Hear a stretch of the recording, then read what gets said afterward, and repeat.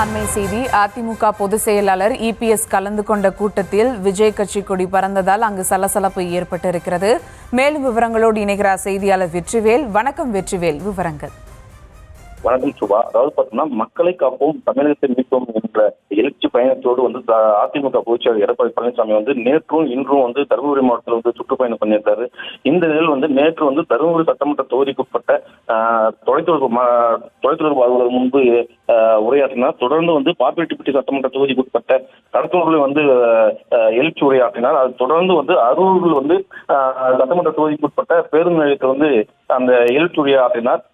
குறிப்பா சொல்ல போனாக்கா, தருமபுரியில நடந்த அந்த கூட்டத்தில் கடந்த செப்டம்பர் 27ஆம் தேதி கரூரில் தாவேகா கூட்டத்தில் நேற்று நிகழ்ச்சிக்கு 41 பெண்கள், குழந்தைகள் பல பையனாங்க. இது அஞ்சலியும் செலுத்தப்பட்டது. 2 நிமிடம் மௌன அஞ்சலியும் செலுத்தப்பட்டது.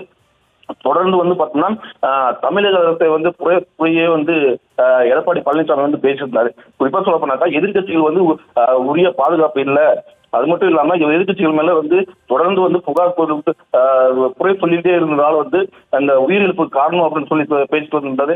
இதே மட்டும் இல்லாம தொடர்ந்து களத்தூர்லயும் அதே மாதிரிதான் தாவேகாவுக்கு ஆதரவாகவே பேசி வந்ததுனால அரூர்ல போய் அந்த கூட்டத்துல கலந்து கொண்டு பேசியிருந்தாரு.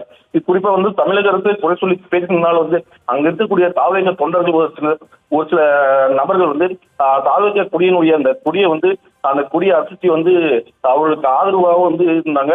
இந்த கூட்டத்தில் கலந்து தாவேகா தொண்டர்களால் அங்க சிறு சலசலப்பு ஏற்பட்டுச்சு. தொடர்ந்து எடப்பாடி பழனிசாமி நமக்கு அதாவது குறிப்பா அதிமுக தாவேகா தொண்டர்களும் ஆதரவா இருக்காங்க அப்படின்ற மாதிரியும் ஒரு இது நினைச்சுக்கிட்டு அந்த கூட்டம் முடிஞ்சு போகும்போது அந்த தொண்டர்களுக்கு கை காமிச்சு அந்த ஆர்வத்தோட சென்றாங்க.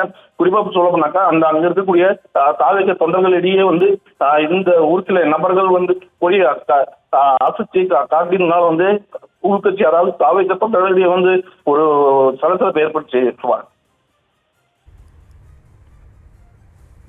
விவரங்களுக்கு நன்றி வெற்றிவேல்.